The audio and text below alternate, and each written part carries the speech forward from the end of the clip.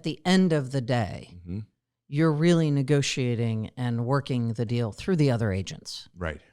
And if how do you build those relationships? I mean, I wouldn't be doing my job if I didn't poke at you a little bit right now, but you have a perfect name, right? Sure. So you have a first name that everybody says it's Kofi. Sure. So how do you leverage that? I think, it's taken some time, obviously. I've been in the industry for a while, but even as I'm giving guidance to newer, younger agents in the industry, getting to know the agents that you'll ultimately do business with, right? And that's an easy thing to do, especially if you're in a geographic farm.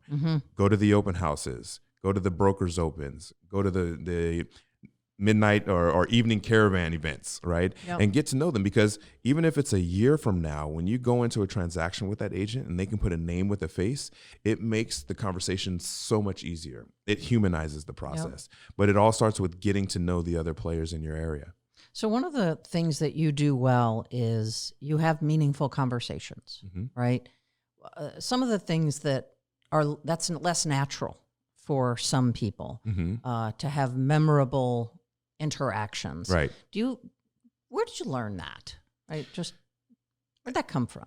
I think it's part of my D personality, high D, for those who are disc. Alpha personality is another way of expressing it.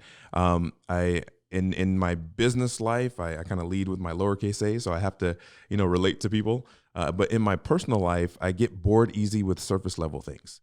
And so it's more interesting to ask a more probing conversation question, or, find out something a little bit more detailed.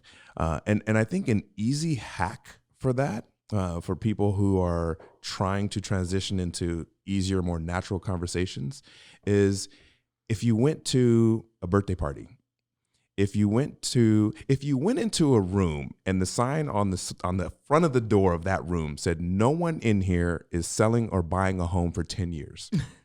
Okay, you would say nothing about real estate. You'd go have drinks and have fun, and there'd be no pressure. There's no pressure to sell. There's no pressure to sell yourself. There's no pressure to probe, right? And I try to go into conversations that way. We are fortunate. We're in an industry that inevitably, people talk about real estate. We're just blessed in that way. Yeah. And even when people ask you what you do, you get to talk about what you do. But if you remove the pressure of having to sell them or getting to know them for a specific reason, it makes the conversations so much easier. The only other caveat that I will give you is we are in sales, right? So meeting people, adding to our database, it's a real part of what we do. The key to me is getting their information. The sale will come later. The sales conversation will come later. The ask or the call to action can come later. The first thing, get to know them and get their information.